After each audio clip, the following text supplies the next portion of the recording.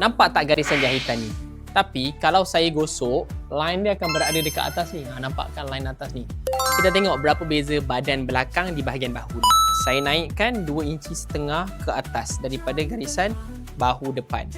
Jadi apabila garisan jahitan bertemu dengan garisan jahitan ini, contohnya jadi gini kan, bila kita iron, maka terhasil line tersebut.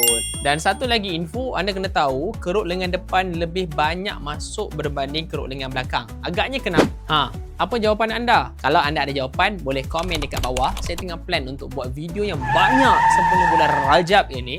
Maybe 90 video dah. So sekarang ni video yang saya tengah cakap ni around dalam video 32. So lebih kurang dalam 50 lebih ataupun 60 lebih lagi video yang saya kena kejar. So bagi siapa yang nak bersama dengan kami dalam journey ini, anda boleh komen video apa yang anda nak.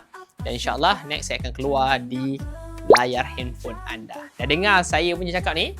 Bagi reaction love dan komen anda dah tengok video keberapa sekarang.